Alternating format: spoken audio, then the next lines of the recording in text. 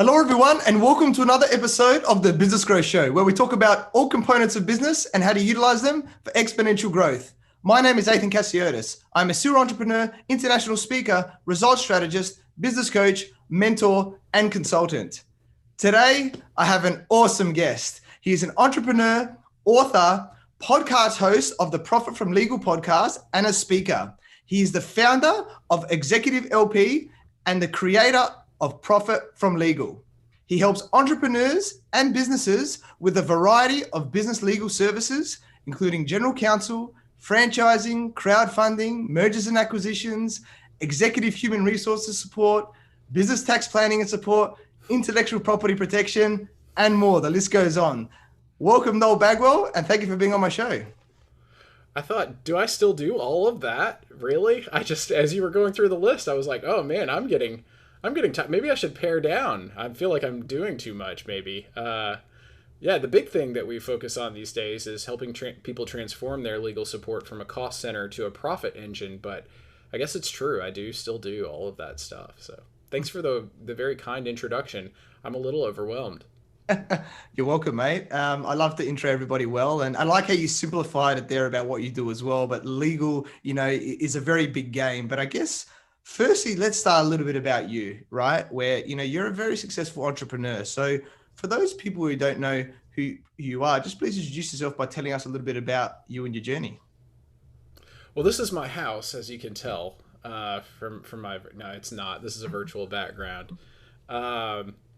Me and my journey. So I didn't really want to be a lawyer. I come from a family of lawyers. My grandfather was district attorney, which is chief prosecutor in the county where I grew up for about 16 years. My father practiced law about 19 years. And they did criminal defense, personal injury, medical malpractice, that kind of law. They were trial lawyers. And so I grew up kind of with blinders on, just thinking, well, that's what legal practice is. That's what that entails. And it's a hard slog. So much respect to solicitors and barristers and anybody who's doing trial practice. I mean, that is hard work. And it's not that I'm opposed to hard work, but I really wanted to be there for my family if I was going to have a family. And I saw my dad working 60, 80 hours a week. He was an entrepreneur, had his own business, had his own law firm with offices in 3 cities. And I saw what it took to build that. And I just thought, man, that's grueling. And I always wanted to be an entrepreneur. I wanted to just have a small business and run it well and provide value for customers. But I didn't want to be a lawyer. Long story short, I ended up in a different frame of mind by the time I was in my late 20s. Went to law school, took all the business law classes I could. And by the time that I was ready to go to law school, I had sort of reached this epiphany, this realization that you don't have to give up being whatever profession you are, doctor, lawyer, accountant, electrician, architect, whatever you're, plumber, whatever. You can do any profession and be an entrepreneur. And you don't actually have to own your own business to be an entrepreneur. I arrived at this realization that entrepreneurship really is a mindset. And that if you want to live a contemplative life, the sort of philosopher-like life, you need freedom and flexibility to do that, and owning your own business, having your own business, and practicing whatever profession you choose. It's all compatible. You can do it all. I'm not saying you can have it all, because I don't think that's true. I think you do need to embrace some trade-offs. But my story is a story of realization that there really aren't these clear, distinct, rigid boundaries between, I'm an entrepreneur, or I'm a lawyer, or I'm a doctor, or I'm this, that, or the other thing. All those labels really are less useful than I thought they were as a young person. So, like I said, I went to law school, took all the business law classes I could. My mentor in law school actually had a PhD from University of Chicago in economics, and he opened my eyes to economics. And so when I got out, I started really looking at the economics of how small businesses use or don't use lawyers and why that is. Most people have no idea that 60% of small businesses will have a significant legal event this year. And 60% of those will not hire a lawyer. And 40% of the ones who don't hire a lawyer cite cost as the reason. there's this impression that lawyers are just too expensive and, you know, they're profit destroying. They're they're going to chew up resources and not give anything back. And I'm here to dispel that myth, because I've found a way to make legal services affordable no matter what size your business is. And we simply do that by making it profitable. Everything profitable is affordable. And I believe we can make legal support profitable for businesses, even small businesses. And so that's sort of my mission. That's what I'm all about. I'm all about innovating at the fringes of law. I started this practice committed to serving primarily small businesses and not using the billable hour unless I absolutely had to. So we hate the billable hour. We try not to use it. Instead, we use value-based fees, flat fees, subscription fees for our ongoing services. We really are pioneering a different way to practice law that's designed around small business clients. And it's gotten us a bit of notice. Last fall, I got to speak at the Disruptive Innovations in Law Conference, the D-Law Conference, which was a big, I felt really good about that. It just was kind of a feather in my cap. But I got to actually talk about alternative legal service providers, which was super neat. So that's my journey. That's what I'm all about. That's what I'm doing now. I'm, continuing to innovate. And I don't know what else to say. That's sort of the journey, I guess.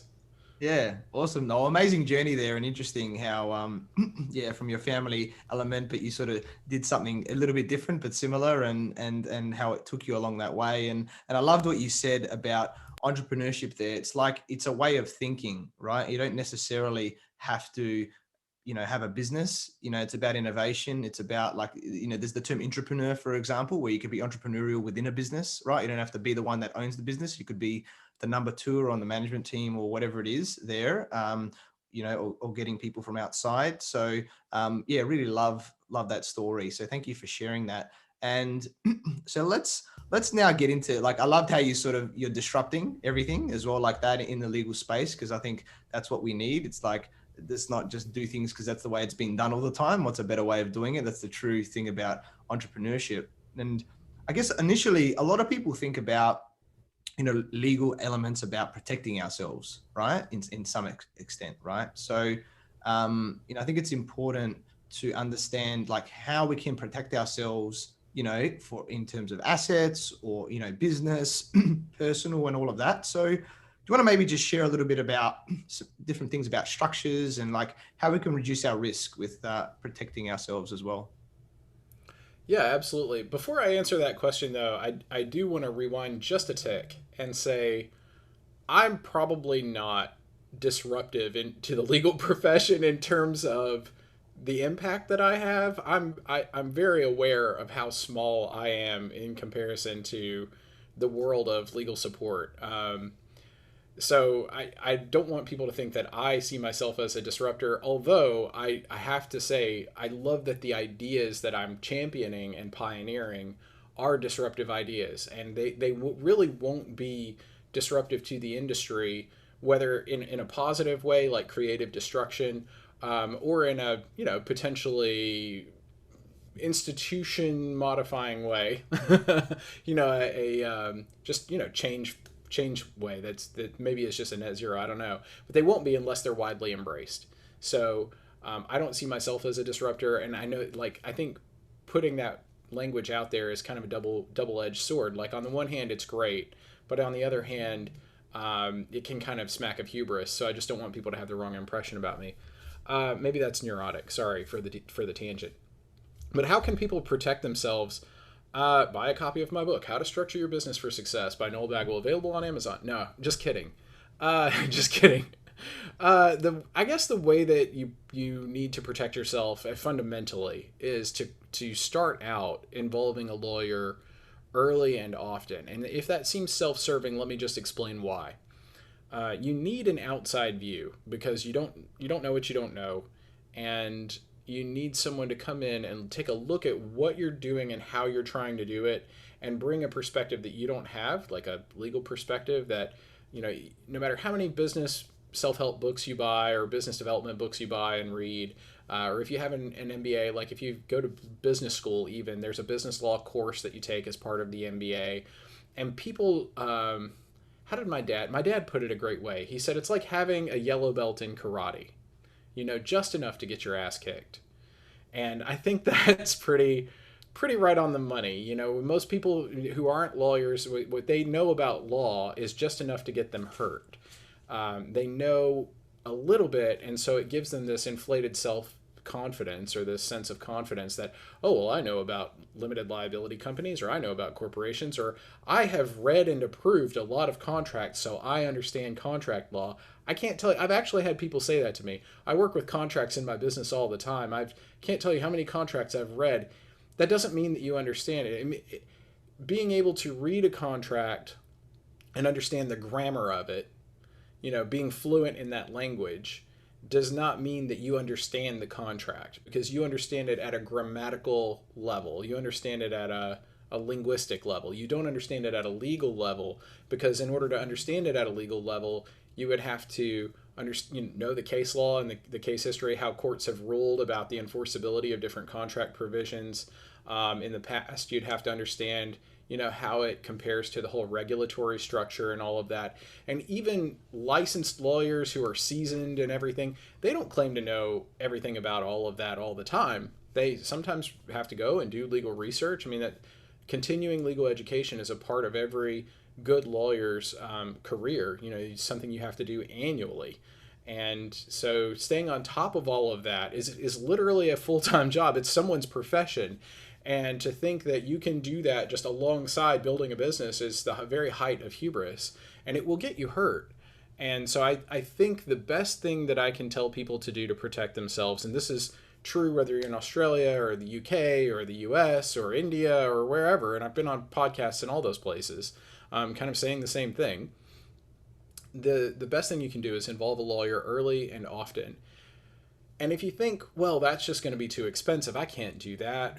You know, let me encourage you. There is a way to make that relationship affordable, to make the lawyer accessible to you, and to make the lawyer accountable to you. There is a way to do it. I've, you know, developed that in my practice. I've seen it happen, and I'm not the only one. I know that there are a lot of lawyers out there committed to making sure that people have the help they need. You just have to find the right lawyer. Yeah, love that.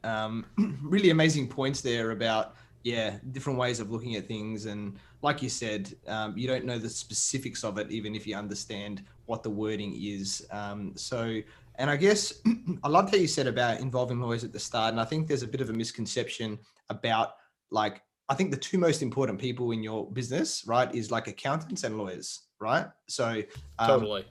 Now, obviously, and salespeople. and sales. Yeah, you're like, you definitely need someone to help with the sales, to close it. Marketing and sales is right up there, but that's, you know, if you look at the budget, and you can kind of prioritize by budget, right? How much of a business's budget should be allocated to marketing? It's about 5 to 9% for marketing. For legal, it's about 2.4%.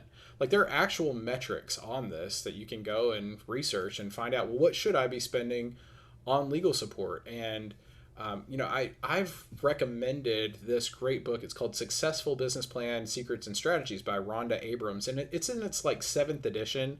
And I think I got a copy from my aunt when it was like in its 4th or 5th edition, right? And I've bought this book a couple of times, and I recommend it to a lot of people who are starting new businesses to help them write their business plan. And I always tell them, Rhonda's great, her book is great, but she does not allocate enough in the budget, and she does not understand the place in the budget or in the structure of a startup business for legal. She just kind of glosses over it. And that's a huge mistake that I see with a lot of startups, is they don't go to a lawyer in advance and say, how much of my startup budget should I allocate for ongoing preventive legal support? They think, I'll cross my fingers and hope that I don't have a problem or a crisis, and then I'll pay for the lawyer, which of course you won't, because you won't have the money because you didn't budget for it. It has to be, you have to plan for it, or it won't be something that you feel like you can afford when you perceive the need. The need is always there. I can't tell you how many networking events I've gone to and people say, oh, you're a lawyer? I'm so glad I haven't needed a lawyer. And I'm thinking to myself, yes, you do. You do right now. You need a lawyer right now. You just don't know you need the lawyer because you haven't been visited by the crisis fairy yet. You know, just wait, that's coming. Yeah, I love that. No, it's so true. And really understanding your numbers in business, like you said, is so important, because like when, you know, what are you allocating in terms of, your money in these different areas of your business. And, it's a bit like health. I like to put it like that, where it's like, all right, it's like when you get the lawyer, when you're like in the crap, then it's like, you're like, you've got, I don't want to use this word, but it's like you've got cancer or something like that. Right. And you're like, shit, I need to, do chemo. I need to do all these other things, right? To whatever it is, in terms of the decisions you make at that point. But why not invest in your health, in terms of vitamins, in terms of what you eat, in terms of other things, exercise, like whatever it is, right, in your health beforehand, so that it never gets to that point and you actually save a lot more money in the long term, right? So yeah, you eat fast food twice a week, every week, and then you're surprised when you get colon cancer. You smoke, a pack a day, and you're like, oh my gosh, I got lung cancer. How unlucky am I? Well, no, you just you had a lifestyle that was conducive to that kind of harm. But an ounce of prevention really is a pound of cure, and that's true in a legal context, and it shouldn't surprise anyone. For some reason it does, and I put some of that on lawyers, to be honest. And I think it has a lot to do with the billable hour. I kind of said I hate the billable hour earlier in the program, and the reason for that is if your lawyer is charging you $200, $300, $400 per hour, well, of course you're not going to call them unless your hair is on fire. Of course you're not going to call them unless there's some kind of urgency, but you have an incentive not to call them. The more of their time you use, the higher the hourly billings go up. And so that's why we use a subscription-based legal service. So this is not a plug, but it's just by way of explanation. We have a service called Legal Lifeline for micro businesses. It's for early stage startups. We actually include business formation in that plan at no additional charge. We include our launch plan, which normally if you just hire us to do business formation, it's like $1,000 flat fee.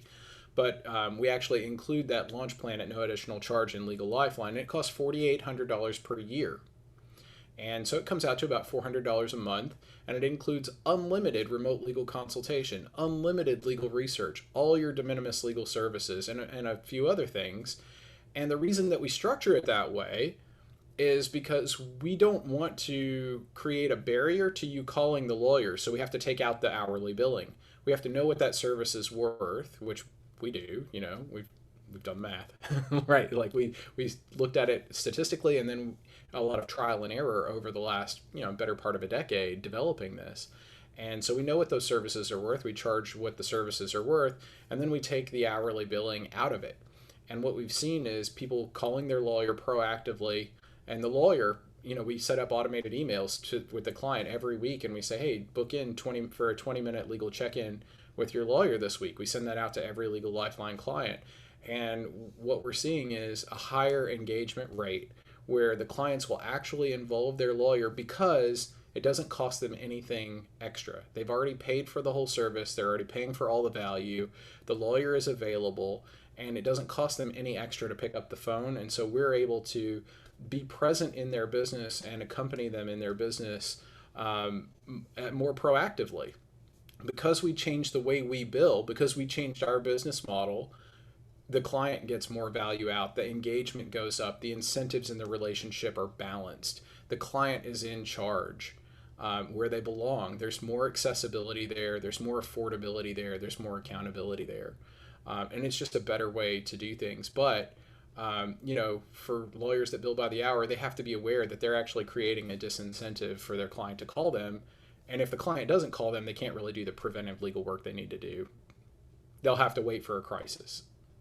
Yeah, I love that. I love that model. It's really powerful, and it helps for budgeting purposes. It helps, for, like you said, asking those questions. I don't know, with my business venture, there'll be questions along the way. And I was fortunate that I used to live with a lawyer at the start of my business, so I sort of had that on hand, almost the subscription version for a highly discounted cost. But not everybody has that, flexibility and be able to live with them. So, but I love what you're doing there, and it could be simple things like the agreements, right?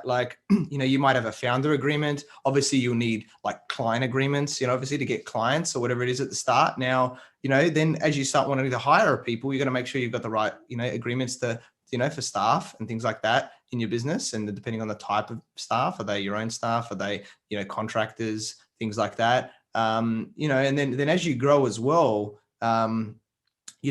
it can happen, and be prepared for it. Like, the way that Noel does it is talking about, like, maybe if you're wanting to partner with people doing joint ventures or doing all these other things, right? Like, so get, Noel's team, involved in all of that, because, and then if you have little queries along the way, because it could be like you have a meeting with someone and then you're like, okay, this didn't go exactly the way that I went, but maybe there's a way that we can do business that's a little bit different in the way that we normally do it. And that's where, it'd be perfect to have someone, in Noel's team to go, hey, I just had this meeting. Like, what are your thoughts on this? Like, do I need to think about anything? What should I ask as questions? How should I, frame it? What's the strategy?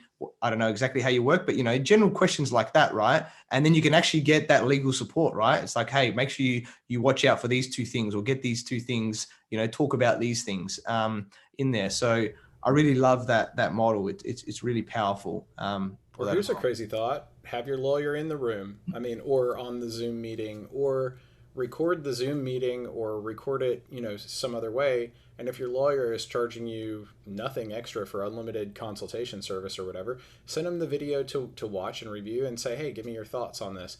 We combine tech tools with business practices and sort of operational workflows to enable lawyers to be more involved and more present, and to get sort of firsthand. So if you go back to your lawyer out of that meeting and you say, here's what I got from this meeting, and here's how I'd like to either pivot on our strategy, or here's what I'd like to do next, or whatever, that's great, but your lawyer's seeing your perspective only. They're not able to actually consult you about, well, whenever you were saying this, I was watching the other person and their body language shifted. Their eyes looked away, or did this, that, or the other thing. And so I think maybe they weren't as receptive to this as you think they were. So having that kind of negotiation insight is very, very powerful. Not to mention, if you show up to a meeting with your lawyer, what does that say to the other party? It says, we're serious. We're here to get a deal done. We want to do it the right way. And we're not going to do a smile and a handshake deal. We're going to actually get it in writing and do it right, and everybody's going to be accountable the whole way through. You're far more likely to check people who aren't serious and cause them to just back off, which is going to keep you from wasting time and resources in the long run. And you're also more likely to get a deal done the right way and see it all the way through and have it be successful in the end. In other words, you're just going to be more effective all the way along by involving the lawyer. It sends a really strong message, and it gives you actually powerful, real, practical insights you can use to make sure your strategy is right and your execution is right. Yeah, I love that. So powerful. Like, yeah, what Noel is saying is, like, to have somebody like that, like, on your team and everything as you do it, like, and saves everybody a lot of time as well, right? It's not just money, it's time, because you can just, we talk about decision making, right? About making quick decisions in business. Richard Branson, make decisions quickly, change them slowly, right? So by having everybody there, you can make those quick decisions. A deal that could take 4 months, you might be able to do it in a month, or, weeks, right? Like, whatever it is, very quickly in there. So really powerful, what you're providing there. Now, let's just mix it up a little bit now, because I know a lot of people, when they think about law or legal things, when they have their business, a lot of the big one is about IP, intellectual property, right? Like copyrights and trademarks and patents, depending on if you're selling a products or whatever it is. They're obviously very important, right? So do you want to maybe just share some intellectual property areas that we should invest into, right? Like when starting a venture, or, as we're starting to get some traction and we're growing and things like that, in terms of these areas as well? Yeah, actually, it's interesting that you bring up assets, and specifically soft assets or digital assets. I'm actually putting on an event with Daniel Priestley in November called the Asset Driven Enterprise. It's all about developing and protecting key business assets. And, Daniel wrote a book, best-selling book years ago, called 24 Assets, and he outlines 7 categories of assets, 24 different individual assets that people should be developing in order to make their business more valuable, to make it more investable, easier to attract investment or attract funding, whether it's a business loan or private equity, whatever the case may be. And we do work with our clients for every asset on the list in that book. We work with them to develop and protect those assets. I think early stages, the obvious ones that people think about are branding assets. You want to trademark your brand name or your trade name, whatever you want to, different people call it different things, but it's the same thing. But you also have your company name, which could be the same as your brand name or your trade name. It probably isn't, because your business name or your company name is probably, the Coca-Cola Corporation or Coca-Cola Incorporated. But then you have all these different brands that are owned by that business, or, that business name it owns all the different brands like Coke, Diet Coke, Fanta, Sprite, all these different ones. So you may have brand names for all your products. You might have brand names for your, a brand name for your business, a trade name. Those are all trademarks that you use. And a trademark is just a mark that indicates the source of goods or services. It's registered. And so when people go and they look up that mark, they can see from the registration who owns it. And it's really, really important to protect those, because you want clarity in the minds of consumers about the source of goods and services. There's also, copyright eligible material, and this can be just any kind of creative work, books, slogans, videos, websites, audio recordings. All of these things are copyright eligible material. And different countries have different rules about how they handle copyright and who owns the copyright. Like, for example, in the United States, if I hire an independent contractor to create copyright eligible material, I, by default, under the law, own that work. It's a work for hire. And I own the copyright. Now, I can give a license to the person who created it to use it for commercial or non-commercial purposes, part of their portfolio as an artist or whatever. But in Canada, the default rule is that the person creating it owns the copyright, and the person who hired them gets the license. So it's like your mileage may vary based on your jurisdiction. Your rules may vary, and it's really important to hire a local attorney where you are who understands the intellectual property rules, because it's going to vary from country to country. When it comes to patents, those are a matter of, national law, which is also governed by international treaties. So you have, and copyrights and trademarks are also affected by international treaties and stuff. So you see sort of international recognition of these intellectual property protections that are issued at a national level.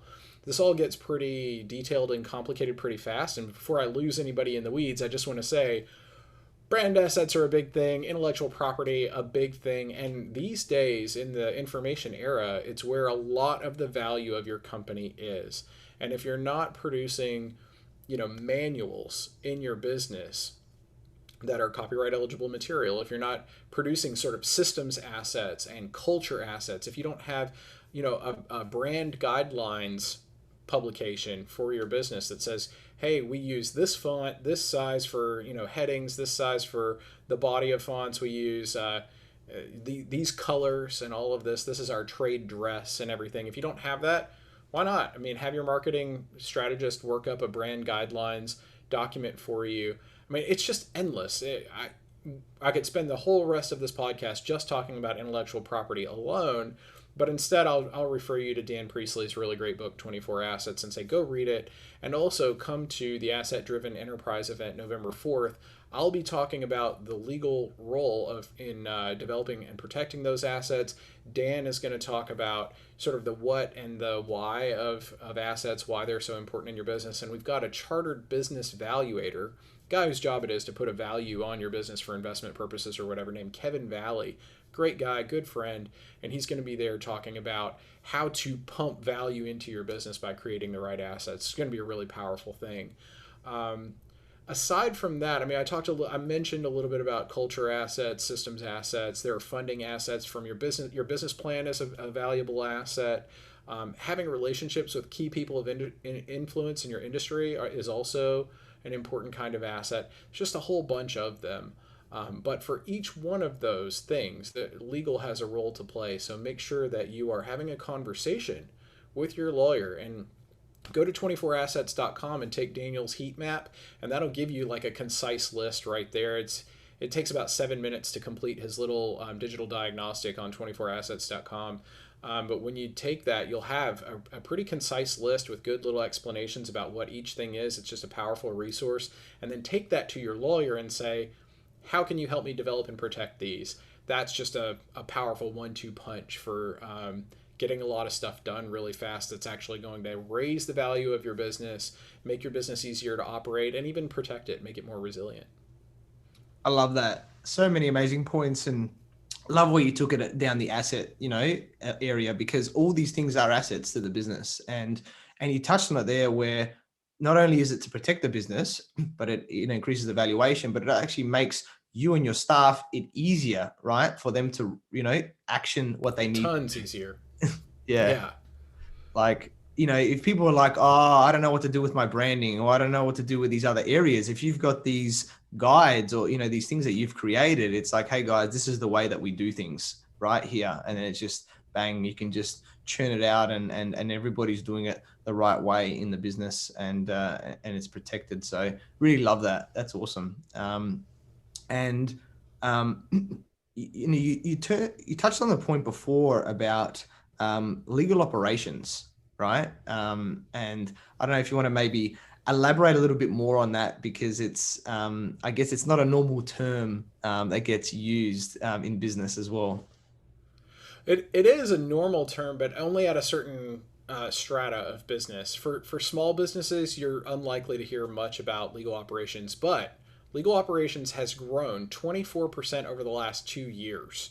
It used to be that if you looked at businesses that have a legal department, about 57% of them, as of 2019, had a legal operations function in their legal department. Now that number is 81% and climbing fast. Legal operations has really grown.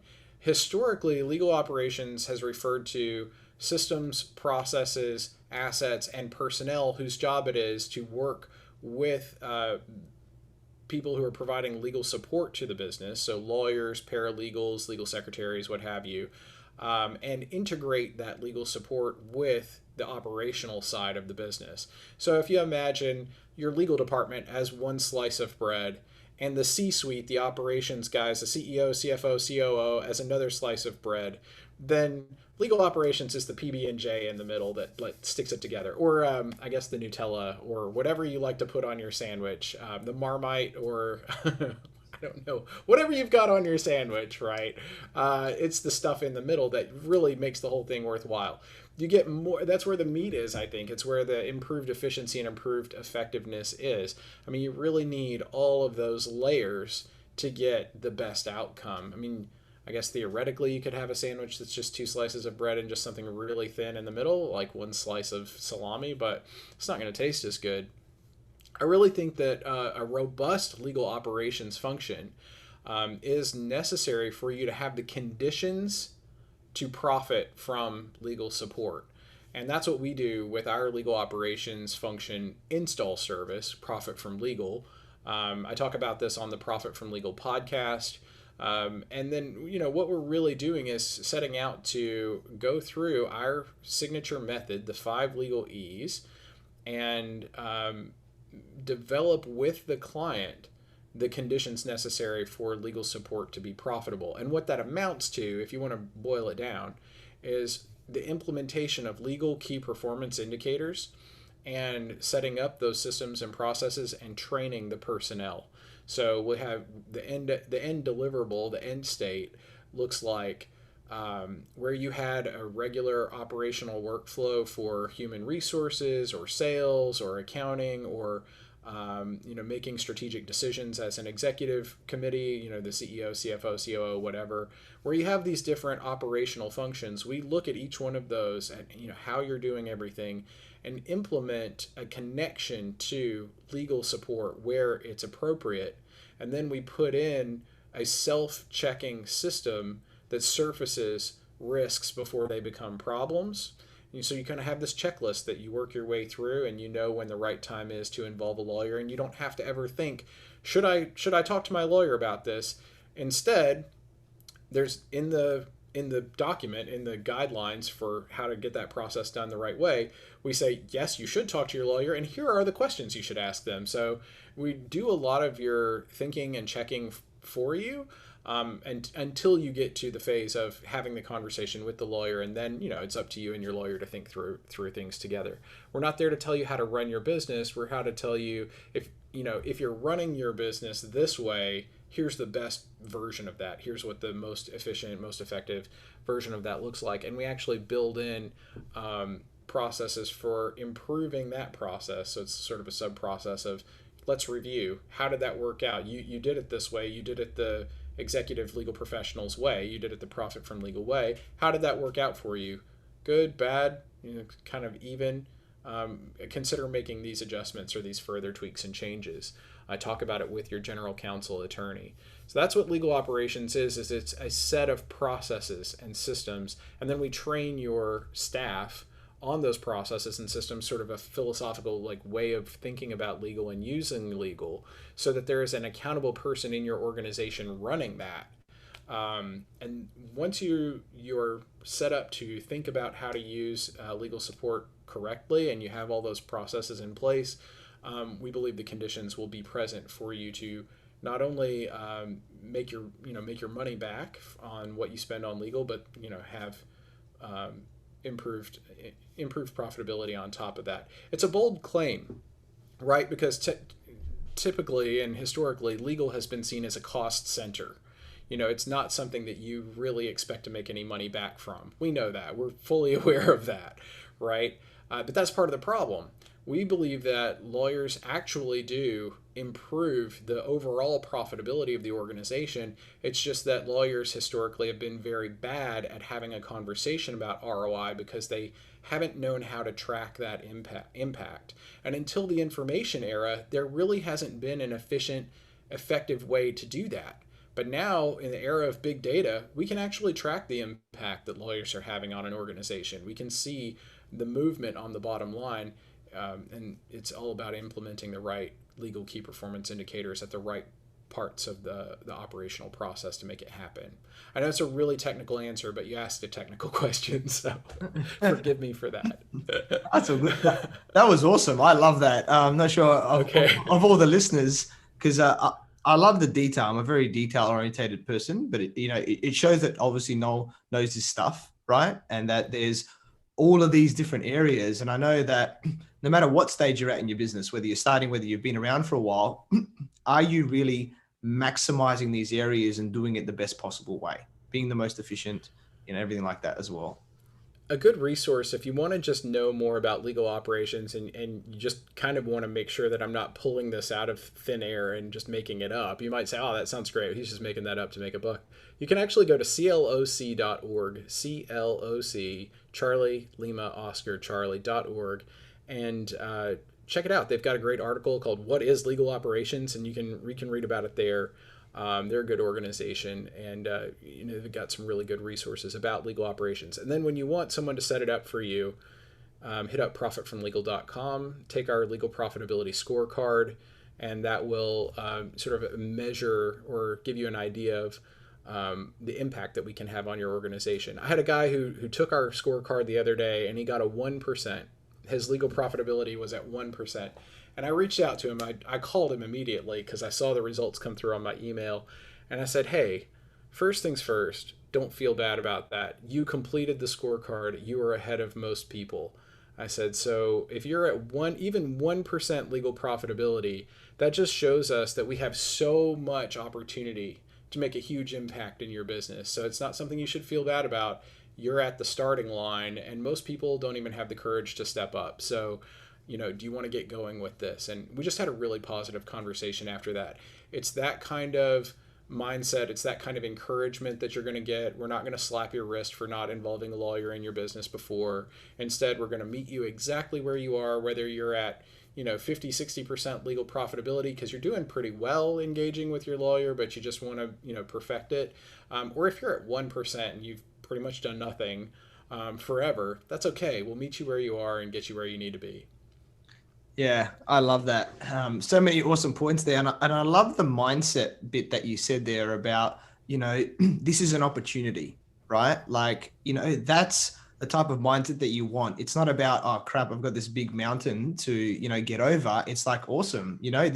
I can now understand what the path is, right? And then go to someone like Noel or whoever else it is to work out what are those next steps. So wherever you're at and what challenges you are, it's an opportunity, right? So, and I'm big on mindset as well as, other strategies on business. And that's what I loved about what Noel said there is that's the position they take when they work with you. So that's how you're working with somebody great, right? It's not there to be the like... saddest conversation I've had, the saddest one that I've had in the last couple of months was I called up a guy who took our legal profitability scorecard, and I talked to him. I said, hey, I think we can have a good impact on your organization. He said, no, I just took that because you offered a couple of freebies at the end. You offered the 5 legalese canvas and the legal profitability report, and I was interested in those, and I just wanted to get those. And he said, like, thanks for creating that and putting it out there. I thought that was good and everything. He was like, but I don't really want the service. And I said, why not? He said, things are great. He said, my business is great. I'm making lots of money. We've more profitability this year than we had last year. We just don't need it. And I said, well, you got to, whatever his percentage was, I don't even remember, but it wasn't 100%. It was, somewhere in the middle. And I was like, there's room for improvement. He goes, yeah, but we're great. We're doing great. And I was like, well, I'm glad you're doing great. But when you're doing really well, that's a plateau. And the people who can deliver the most value for you are the ones who can improve your capacity to benefit. You might think you're at the top of your game, but you can always go up a tier, right? Like if you're the best amateur swimmer in the world, you're still like, you on your best day are not as good as Michael Phelps on his worst day, or whatever your famous swimmer name that you would recognize would be, right? Like Phelps won like 8 gold medals in the Olympics one year. So a professional on their best or on their worst day is usually better than an amateur on their best day. You can go up a tier. And that's the kind of game-changing difference that we're trying to make for our clients is we're trying to improve your capacity for productivity. And that guy just didn't get it. He just didn't get that, okay, so you're doing great. You're at 100%, right? In his mind, he's at 100%. Like, how'd you like to get to 150%? How'd you like to get to 120%? Improve your capacity. You're not going to be able to do that unless you work with people who are there to like actually add to your potential, right? And he just didn't see the need for that. Yeah, I don't get it. That's sad to me.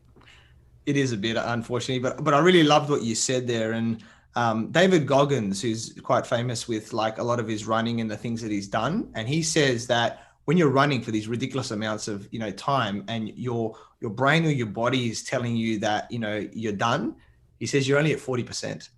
Right? Like you've got so much more. And once you break through that barrier, you realize what your potential is. So who is pushing you to realize your potential, right? I think that's the biggest thing, because it's, you've got to train yourself a lot to be able to push through that. But somebody else from the outside, it's a lot easier for them to go, hey, you've got more. I know because I've done it myself, or I've done it for other people, right? And this is where you can go, right? That's extremely powerful.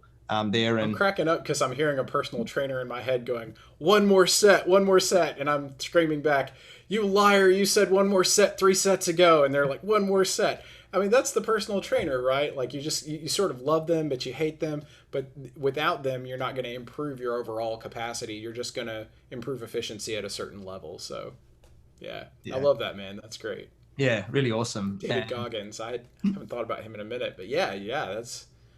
Yeah, good stuff. Yeah, really powerful. And, and I think the other part, that you were talking about there was like how coachable is the person, right? And obviously he wasn't that coachable, right? He's like, nah, we're good. I'm fine. I don't need any of your help. We're cruising. And it's like, all right. But thanks for the freebies. And some people, they're out there. That's it. You give them the freebies and it will help them to some extent. But until the person realizes, hey, I really want to better myself as a person, my knowledge, my mindset, whatever it is, but then what is it for my business especially that's going to take it to that next level, and getting the people in that's going to help us to do that, because that's really what it's all about. Because you're not going to be able to hire a lot of these people, right, in your business. You need people from outside that really know their stuff to then push you and everything like that. So I guess, coaching, mentoring to you, and I think you mentioned a little bit one of your mentors before, like how important has it been for you to achieve what you have in life and business as well? Really important. I wouldn't have profit from legal if it hadn't been for good mentors. They noticed a gap in my business model. They said, hey, you've got great gifts, things that you're giving away. I mean, you could have some others, but what you've got is pretty decent. You have some products for your prospects, some sort of low-hanging fruit that doesn't, it's a low-risk investment in your business. You've got a book, you've got, low-level services like contract drafting or business formation or whatever that kind of get people used to using legal support, sort of meet them where they are, and then give you the opportunity to lean in with more impactful services. And then you have an ongoing product for your clients, an ongoing subscription-based service offering, which is our general counsel or fractional general counsel offering. But they pointed out to me that I didn't really have like a core offering, like one service that solves a big glaring problem in the client's life and solves a problem in the world and is profitable and is scalable, all the things that make up a good core offering. They pointed out I didn't really have that. I was like, you're right. That's kind of a glaring oversight in my own business model. You need that outside view because you'll get so tasked, like so focused in just sort of going through what you think your business ought to be about, that you miss stuff that when you look at it, you go, oh my gosh, how stupid was I being not even seeing that? What a glaring oversight that was. And then, formatively in my education and stuff like that, some of my mentors have been like a second father, just like people that I really almost have a degree of hero worship for and like really look up to them as either the guy who was the head of the philosophy department when I was in college. He's just, I actually was talking to a fellow graduate of the same university, a fellow alumnus of the same university that I went to, and we were talking. I said, "Oh, was so and so there?" Because they also went through the philosophy program there. I said, "Was so and so there?" And he said, "Yeah, yeah, yeah." And we got to talking about him, and I was like, "How great was that guy?" And they're like, "Oh, so great." And mentors, they have that impact that you remember them long after the last conversation you had with them because they took an interest in you. They took an interest in your development. You could tell that they really cared about you. They took extra time that they didn't have to take, and they invested in you, and they don't expect you to ever pay it back. You just pay it forward. You do that for the next person when you can. I had that in college. I had that in law school. I've had that since in my professional life. And without people like that, I don't know where I would be. I mean, I definitely wouldn't have the level of success that I've achieved. And so I'm immensely grateful for mentors and everyone who's believed in executive legal professionals and has supported me along the way, whether it's a word of encouragement or it is a true like mentor or coaching relationship. They make all of the difference. So if you're at risk for burnout, or if you feel like you're alone, or you feel like everything, you're trying everything, and that's the thing is, I'm trying everything and nothing's working. Well, then the answer is you're not trying everything. You probably need an outside view to show you the really obvious thing that you're missing. And when they show it to you, don't beat yourself up and say, oh, I was being so stupid. The best, the brightest, the most well-educated people miss things that in hindsight are really obvious. It's only obvious when you look at it in hindsight. So reach out to someone, get a mentor. It makes all the difference, man. I love that. What an amazing part there. And yeah, so awesome. So, we connected through our networks where I learned about how you are, disrupting to a certain extent the legal industry with your business model to help entrepreneurs and businesses with their legal requirements. Your innovative approach highlights true entrepreneurial thinking, which is awesome. And, you're just an awesome guy. And so I'm sure you continue to succeed as well. And I'm very grateful that we connected and, I look forward to work with you in the future. So do you want to just let everyone know, what you're offering? How can people find you and get in contact with you as well? Yeah, well, definitely. With your permission, again, I'm going to just quickly share this poster, the Asset Driven Enterprise event. It's Daniel Priestley and me and Kevin Valley. Thursday, November 4th, that's 9 a.m. to noon. That's New York City time. So in Australia, it'll be November 5th, sometime later, and you might want to just get a ticket so you can watch the replay. But if you hit up the short link there, it's bit.ly/3U capital N C capital Y 7 capital B. If you hit that link, it'll take you to the ticketing site, or you can just look it up on Eventbrite. It's the Asset Driven Enterprise. If you connect with me on LinkedIn, I will give you an 80% off promo code. So connect with me on LinkedIn. You just find Noel Bagwell on LinkedIn. Connect with me there. Send me a message. I'm a very accessible guy. I'll make sure you get an 80% off promo code. I think the standard ticket price is $100 US, so you can get it for about $20 US, or the cost of a cup of coffee at Starbucks. Just kidding. It's not quite that expensive, but we love Starbucks. But yeah, connect with me on LinkedIn and definitely go to that event. I think that's going to be one of the biggest value offerings outside of my normal mode of services. It's one of the biggest creative things that I'm doing this year. In talking with Daniel and with Kevin about developing the program and the content for the program, the focus really is on helping people pump up the value of their business by creating things that are of substantial value, getting the knowledge and the unique approach and everything out from between your ears and into the world in a tangible form that's actually going to leave you a legacy. You're going to create things, and we're going to help you do it. That's just going to be great. So grab a ticket to the Asset Driven Enterprise event. Aside from that, I mean, I'm easy to find. You can go to profitfromlegal.com or executivelp.com. We have Facebook and LinkedIn groups for Profit from Legal. Or you can just tune into the Profit from Legal podcast. I'm actually a little bit behind right now on new podcast episodes being published. I've got a significant backlog, but I'm still here and I'm working through it. So just find me, and if you feel like you haven't heard or seen fresh content from me in a while, it's probably because I'm just in a tinker hole. So pull me out of it, grab me, send me a message on LinkedIn and be like, hey, Noel, what are you up to? Or if you have a legal question, even if I am not in your jurisdiction and you need an answer, I can point you to a resource where you can get that answer. So don't be bashful. I won't bite hard. Might bite a little bit, but not too hard. We're out to really change. I think for me, I asked you a question when you were on the Profit from Legal podcast. I said, what makes you beam with pride? And for me, the things that make me beam with pride are interactions with clients or prospects that leave them saying things like, well, you don't talk like a lawyer, you don't look like a lawyer, you don't act like a lawyer, what's your deal? You're really, really different. And I say, good. For one thing, lawyers are not homogenous. They're a very diverse set of people. And for another thing, the stereotype that a lot of people have in their minds is wrong. And the stereotype actually hurts the client because it keeps them from engaging with a lawyer. And if I can, even in just a little way, improve engagement and change that awful statistic that I threw out at the beginning of 60% of small businesses are going to have a significant legal event and 60% of them are not going to hire a lawyer and 40% cite cost as the reason. If I can bring that statistic down and improve business engagement with attorneys, I know that will result in less business failure. I'll leave you with one final set of sad statistics because I love economics, and so therefore I love sad statistics. In the first year of business, 20% fail. So after 1 year, only 80% of people who started a business will still be around in their business.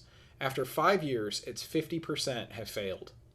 After 10 years, 2/3 have failed.